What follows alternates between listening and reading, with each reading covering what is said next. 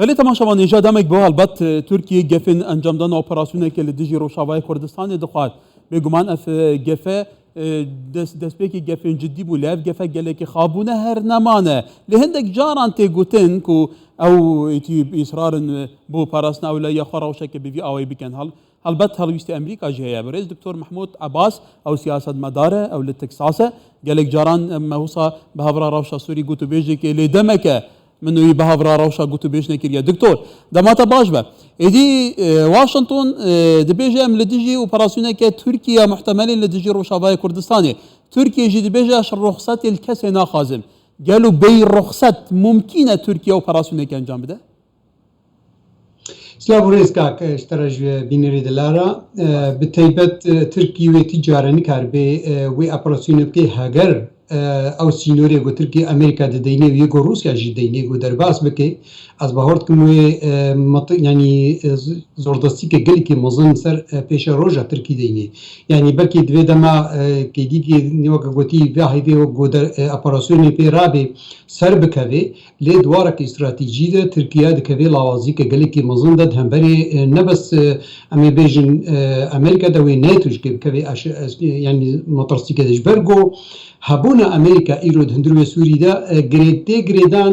ام دايركت بي ولا دايركت بي هبون و اوبراسيوني ناتو د اوكرانيا دا همبري روسيا دا لسوري ايرو وكا امزانين روسيا و امريكا سينوري هدنا دا همبري هدنا د وكا بارچك استراتيجيا و هندرو روجلاتي نابين تمامي دا تركي بي اوبراسيوني بكي از بهور دکم گوی بکی وی وطای دا گود خوازی سو امریکا لاواز بکید هندرو دا جبرولوش که ترکی بلکی وی یعنی وی جرأتی نکی بس چید که اردوغان پلانا یکی بریاد پیشش هیوا پسر نکرد پلانا دو بریا هفتی که هفتی سی هفتیا و او ایریش گوسر هرمی کرن و یعنی اوقا بمباران کرنا گو کر سر ملت دی سر نکرد نکاری بو گو امریکا و روسیا قانع بکید در باس ببی از بهور دکم اردوغان بری هالپجارتنا ویل پلانا کدیب گره جبونی گو و آرینی که روسیا امریکا بستینی بس مادام گو نستینی وگا گو پاتریک گوتیو برین ها وزیر وایدر بگوتیو پنتاگون گوتنو همیش که دل دیجی بی اپراسیون از ندوی بهوری دم گو و ترکی یعنی کاربی سینور درباز بکی وگا گم گوت هاگر لسری خوب سکنی اولس امریکا الاخفنا امریکی نحسینی بيكون تركي بخد كبي مطرسي كمازنده يعني خطري كمازنده ده پیش روز بله دكتور هلبت يعني برو باجيوي او تركيا دبيجا امريكا بردام بنگه سربازی آواده که حتی تگوتن بنگه سربازی استراتژیک و دورمودا و بباندور و به هبونا چکن پیشکتی لوی دور دیر زوری حسا که درست کرنه و بردوام جی آلاوین سربازی جدا جدا دشینه و نهاجی بگمان گرن هفبش دیگل هسته دیجاره کدن به برفرهی دست بکرنه که واتا اول سر عردت مشید اولا نشان آنده گلو که امریکا با آئی که کنکریتی ماینده هبونوی دلوی رهبید مادم امریکا جی هیش خواه ترکیه نکارید اپراسیون انجام بده بتيبات امريكا مثلا هبونا امريكا دسوري دا رجلاتنا يعني رجاوي كردستاني دا بتيبات وشر تيجي داعش از بهور دكم وقت بيجي باليكا كدبلوماسيه دولتي دا بدي خويا كرنج دولتي الدنيا انه از اولهيه ملتي خود باريزم دجي داعش بس بنجها خود دواري استراتيجي دا هبونا امريكا بارچكا ج ناكوكيه ودن همبري روسيا و تشاينا درجلات نابين تمامي ده يعني طبعا وقت جو بك بيورده بي سوجكي جو پیدا بك و يعني ايريش تر بكرن رقم بينكرن دبي واريد وقت جو الويدريا لازم اولهيه لشكرينا يا سركبي دميزيني انه اتش ايريش تركي جو بكرن و اولهيه امريكي اللي هي لشكري امريكي وبكبي مطرسي ده حتى وقت جو بريا روجك دواجكي يعني امريكا باسا بيسي خا نبس الدرازوري والحسج حشوانا وما جهدي ده او برياسي صاله وقت جو لشك ترامب دي لشكري خوش دورا رقا اكشان جبوني تركي كده اندرودا بريا دروجا او بيس دي سنه كفقرا امريكا كاتيا ويها بيسي ده دمغ جو بنجها كاستراتيجي تخوازي يعني كارم بيش بارچكش استراتيجيه رجلات نابيندا هبونا دوردا بنجها خوي لشكري اوات كي راس بلكي ميزين دبيجن دبي هزار ده هزار لشكره بس افد كبي ودواري سياسي ده جرانبون كبي هيا جبر ولش كي وقت كو وزير درفا سر بنجها كوزير درفا وسرك سي اي اي وقت كو الانقره دبيجن دبي إيريشا تركيا بكوي ولا هي أمريكا بخير مطرسي كده دمك جو جرانبون هي وأزبهور دكم يعني أفا هانا يعني وك قلت داخل كرن بس ويناي زيدا ديركت بي أن ديركت بي دكبي وطايدا جو لازم تركيا تيريشينك جبرجو بنجا خوازن به خالی بیجم که براستی ناکوکی درد نه نقابه ترکی دیا مثلا انه مثلا روسیا که و آخرتنی داخوازیت که گو ترکی ایریشی حرما گل امریکا تیدا نه گو روسی تیدا جبرلوش که از بهور دکم دمیزه امریکا دمیزه اچ ایریشا ترکی لروجاوای کردستانی به او دکوی برجوندیا روسی دکوی برجوندیا شر ایران اوکراین خودش. بله دکتر شاریه کدن هاولا کدن هیا بردوام سرکومار ترکیه داخازه هفدیتنا بشار الاسد که البته بشار الاسد جی شرطی و هنده بیجه پیوسته لاخ ولات ما درکبی و بیجه جی بو پشتی البجاردن حزیران 2023 ین ترکیه به یا هر داویه اردوغان داخازه جوینه که سیالی کرد نبینا و پوتین و اسد البته روسی جی پیشوازی لوی کرد و وکو چاودیر جی بیجند به خاله جوهری جی بو اوی هفدیتنه دجاتی کرنا اوی استاتویا کردان با کل روشابای کردستان و با کل روشالات سوریه هبه كواتا دبي شاركو بيدا تو تشاد بيني قالوا يدار انجامي هبنا كرف جبين بيتا كرن خلويست امريكا دي تشابي هەڵوێستی ئەمریکا بەتایبەت بردە زەلالە پێگرتیا ڕێبەریا خۆسار پێگرتیا قەسەدێ یەک دکەدێ پارتمیانی ئەو وەگوتی يعني هێزا یەک ئەمینە گۆ بێتر ئەو لەهی پێتێکردن نوێ بەرجەوەندی ئەمریکی مەشێری بەس ئیرۆ ئەم دمەیزێنن نوڕاستە بەشار ئەسد ڕێجیما وینا دژێ نێزیکبوونی ئەردۆغان ڕەتکەی بەدئالیکی دی دەتمەیزێنێ خیتاباوانە ئاخفتناوانە یەک نێزیکی هەفت بێ بێچلو ئەردۆغان و يعني ميديا وينا ايريشي ريبريا خسرت كي هابونا امريكا تهرميت كي بيزيني ريجيم بخوش كي نفسه اخرتني دكي دواري ميديا دا دواري دبلوماسي تشي كده تمزيني زيكي هابونا ليه دواري انه امريكا تدي ريجيم يك خالي وينا انه تركي خوبكشيني نجبوني جو تركي خوبكشيني او خود بنجها خود جبوني جولا اپوزيسيون سوري بجار كر لاواز بكي دزاني جو انه تركي بيك شاندن اپوزيسيون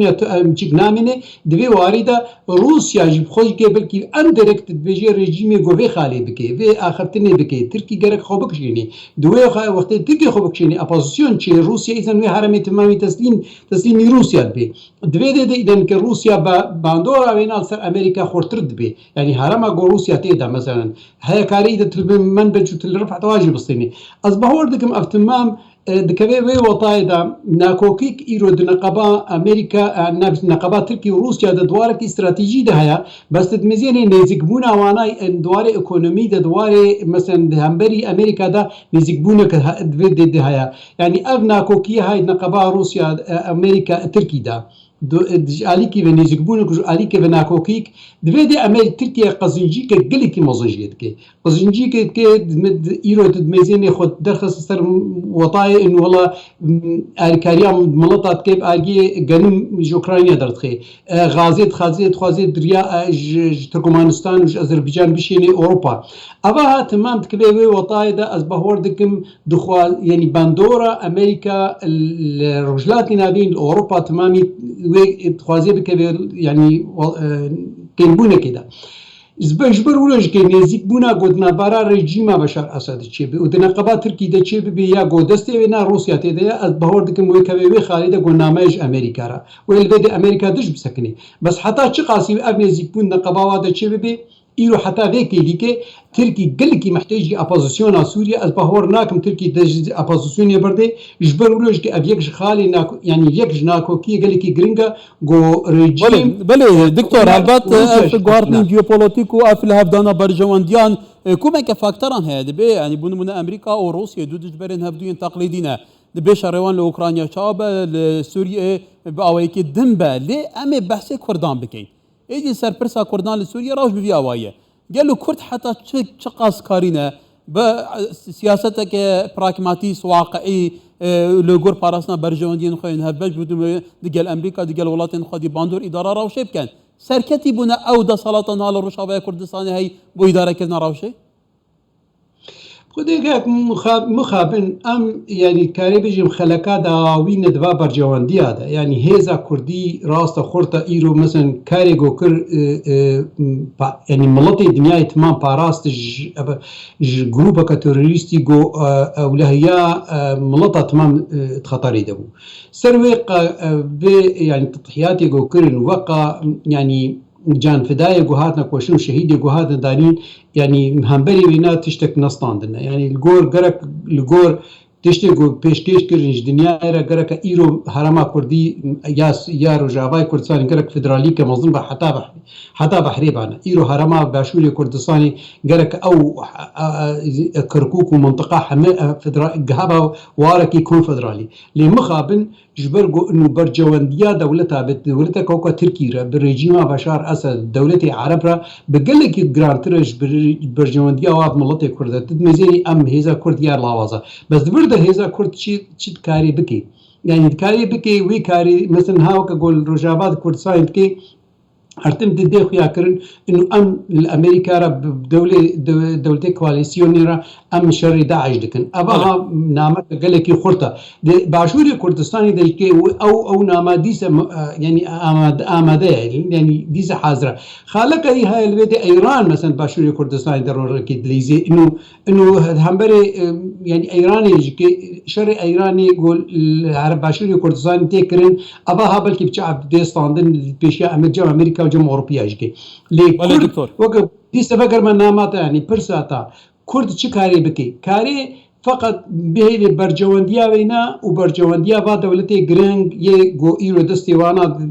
استراتيجيا نا دولتي تمامي ده وكا امريكا وروسيا جو برجوانديا خو نزيكي برجوانديا وابكي يا خالد دوا طبعا وكا قوم تمام زانو حامكس بيجي نزيكبونا تبقرا كردي ببرا يعني جو ناماما يكبي اخرتنا ما يكبي سرشند خالا ابنايا جو كاربي جران بونا خول جنبا دولتها بدي خويا كرن وكاربي انه باندورا او ايريشا تركي لسر هرما كردي بدبن خال نادا و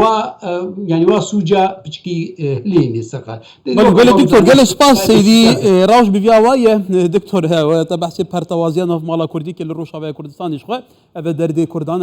لها مو بارتين كردستاني تفجير وانيا سياسي بيقوم بردام برتوازيه ويكفينا بو اداره كنا راوشا تصعيد رئيسي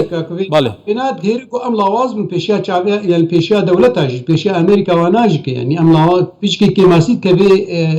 خرطبونا مدى يعني بالي يلي سباس دكتور محمود عباس سياسه مداري كرد جت تكساسي لامريكا ايفارك خوش دكتور